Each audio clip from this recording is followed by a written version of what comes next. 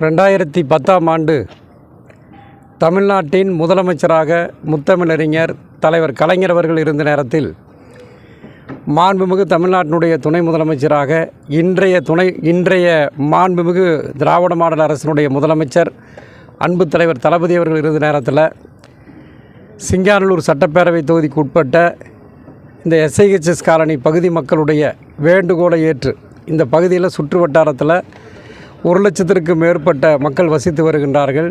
அந்த மக்களுடைய வேண்டுகோளை ஏற்று இந்த பகுதியில் ரயில்வே உயர்மட்ட மேம்பாலம் அமைப்பதற்காக 2010ஆம் ஆண்டு டிசம்பர் மாதத்தில் சுமார் 19 கோடி ரூபாய் நிதி ஒதுக்கி அரசாணையை தலைவர் கலைஞர் அவர்கள் அன்றைக்கு வெளியிட்டார்கள்.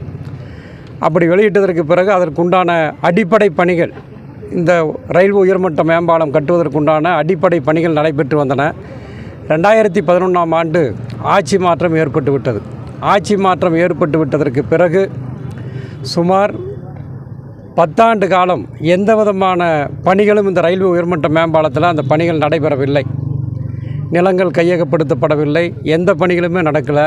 2016ஆம் ஆண்டு சிங்காநல்லூர் சட்டப்பேரவை தொகுதியினுடைய உறுப்பினராக நான் இந்த தொகுதியில் தேர்வு செய்யப்பட்டேன். தொடர்ந்து 5 ஆண்டு காலம் தமிழ்நாடு சட்டப்பேரவை கூட்டத்தொடரில் ஒவ்வொரு பட்ஜெட் கூட்டத்தொடரிலும் வினாக்கள் நேரத்திலும் நான் தொடர்ந்து பேசி வந்தேன். இந்த பாலத்தை உடனடியாக கட்டி இந்த மக்கள் பயன்படுத்துவதற்கு வழிவகை செய்ய வேண்டும் என்று தொடர்ந்து பேசினேன்.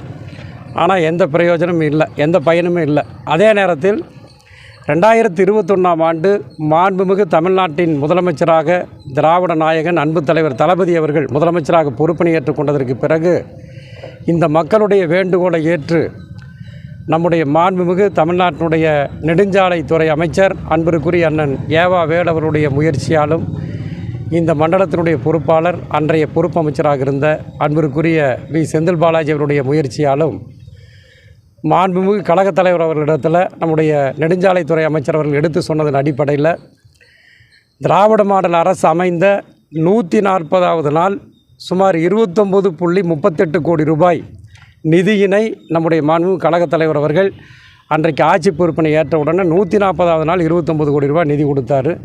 அப்படி நிதி கொடுத்ததற்கு பிறகு அணுகு சாலைகள் அமைப்பதற்காக நிலங்கள் கையகப்படுத்தப்பட வேண்டியிருந்தது. அந்த நில உரிமையாளர்களுக்கு அந்த பணம் கொடுக்கக்கூடிய அந்த பணிகள் நடைபெற்று வந்தன. அதற்கு பிறகு 2023ஆம் ஆண்டு திருத்திய அந்த மதிப்பீடுகள் தயார் செய்யப்பட்டு 55.40 கோடி ரூபாய் மதிப்பீட்டில் இந்த பாலப்பணிகள் இப்பொழுது ரயில்வே உயர்மட்ட மேம்பால பணிகள் நடைபெற்று வருகின்றன. நிலம் கையகப்படுத்தி முடித்தாச்சு. அவங்களுக்கு தேவையான அந்த நிதி உதவிகளையும் அந்த